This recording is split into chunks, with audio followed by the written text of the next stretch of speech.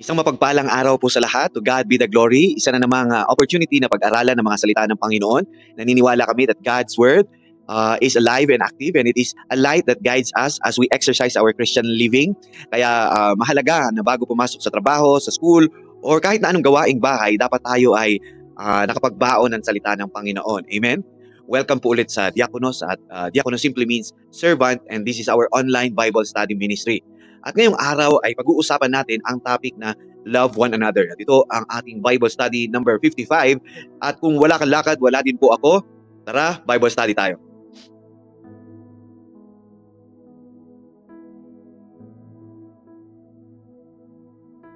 Ang verse po natin today is found in John 13:34-35.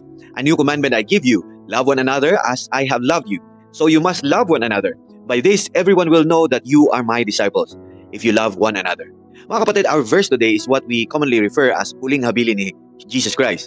Huling habilin kasi this was uttered in the upper room. Ito yung Last Supper. Kasama ang mga disciples ni Jesus who have been with Him for the past 3.5 years sa ministry niya sa mundo. Sa verse natin today, John 13:34-35, inihayag ni Jesus ang new commandment sa kanyang mga disipulo na hinimok sila na ibigin ang isa't isa gaya ng pagmamahal niya sa kanila. Ang utos na ito ay matatawag nating last will bago ang kamatayan ni Jesus. And it would impact the world more than their abilities or courage. Ang bagong utos ni Jesus ay naglatag ng pundasyon para sa bagong pagbuo, para sa pagbuo ng isang natatanging grupo ng mga tao. Ito ang church. Ang early Christians or ang church ay nakilala sa pamamagitan ng pag-ibig. Hindi tulad ng ibang mga grupo na nakilala sa pamamagitan ng kulay, ng balat, uniforme, shared interest o di naman kaya code of behavior. Ang mga disipulo sa una ay magaspang at makasarili. Ngunit nang sila ay nakaranas ng malalim na pagmamahal mula sa isang bagong rabay, naranasan nila ang pag-ibig ng Diyos na hindi naranasan ng sinuman. Jesus modeled love for them, demonstrating compassion and tenderness. In the Sermon on the Mount, Jesus taught about love in a unique way, urging His listeners to love their enemies and pray for those who persecute them, so they may be sons of their Father in heaven. Now you might ask, bagong command ba ang love one another? Diba, minsan tinanong na si Jesus, what is the greatest command? At ang sinagot niya, you shall love the Lord, your God, with all your heart, and with all your soul, and with all your mind. This is the great and first commandment. And the second is like it. You shall love your neighbor as yourself. Matthew 22:37-39. Dati kasi ang standard of loving one another is how you would love yourself. Although the command loving others has long been in existence, meron na tayo ngayong bagong objective illustration. At ito ay si Jesus. Siya na ang bagong standard ng pag-ibig sa isa't isa. Nang iharap ni Jesus sa kanyang mga tagasunod ang new command, noong gabi bago siya ipinako sa krus, ito ay akma sa lahat ng kanyang sinabi at ginawa.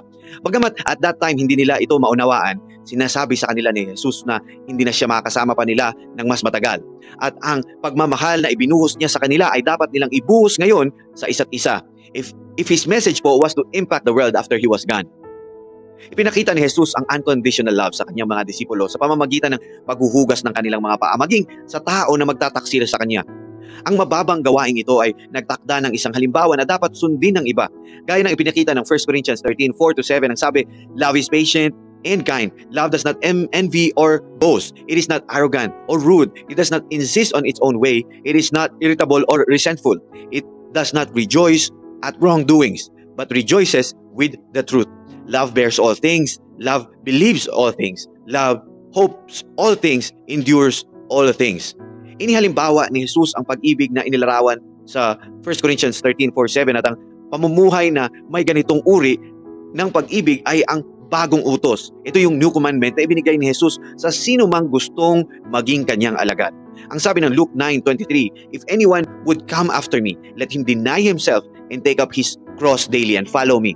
Ang pag-ibig na ito ay walang kondisyon. It is not dependent on the worthiness of the one being loved. Our verse today ended in the phrase, by this, everyone will know that you are my disciples, if you love one another. Mga kapatid, ang pag-ibig natin sa isa't isa ay may mas malalim pang intensyon bukod pa sa nauna kong nasabi. It hopes that the world may see, for everyone to see, so that Jesus is glorified, Jesus is magnified, because of what they see, a love never been seen sa mundo. Selfless and unconditional love si Jesus, ang maluwalhati at hindi tayo. Ang encouragement ko sa lahat, na sundin ang commandment na ito.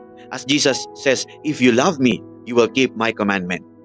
kung gusto mong ma-experience ang tunay na pagmamahal at wala ka pang relationship kay Jesus, kapatid, I urge you, if you are willing, examine yourself. And it will not be long for you to realize na we are all sinners. And because of our sin, kapatid, we deserve to suffer in hell because we disobeyed a loving and just God. If you are willing, acknowledge before God that I am a sinner. Lord, I am a sinner. I don't know how to pray, Lord, but please, I am inviting you in my life. Lord, iligtas niyo po ako sa aking mga kasalanan that separates me from you. And from this day onwards, I declare you are now my Lord and my Savior in my life. And I believe God raised Jesus from the dead to prove your words are true. Kapatid, if you have made that prayer, you are now a believer secured in Jesus' promises. I encourage you, kapatid, to find yourself a Bible-believing church. Magpa-disciple ka, kapatid. Grow in the knowledge of our God. I really hope today's Bible study have been a blessing to you as it is to me. Let's pray po, mga kapatid. Heavenly Father, Lord, kami po ay nagpapasalamat sa araw na ito na ibinigay mo sa amin upang pag-aralan ng iyong salita. Salamat sa iyong pagmamahal na walang hanggan at walang kondisyon. Naway tulungan mo kami na mahalin ang isa't isa gaya ng pagmamahal mo sa amin. Patawarin mo kami sa aming mga pagkukulang at gabayan mo po kami sa aming mga pang-araw-araw na pamumuhay. Sa mga kapatid na tumanggap kay Jesus bilang kanilang Panginoon at tagapagligtas, dalangin namin na inyo po silang gabayan at bigyan ng pagpapala. Palakasin niyo po sila sa kanilang bagong pananampalataya at tulungan niyo po sila na lumago sa kaalaman at pag-ibig sa inyo. Lord, ibinabalik namin sa iyo ang lahat ng papuri at pasasalamat sa pangalan ni Jesus na aming dakilang tagapagligtas. Amen at amen. If you are new here, please do consider hitting that follow button to get more of these short Bible studies. May God bless you, kapatid, and I'll see you, God willing, on the next episode. God bless po.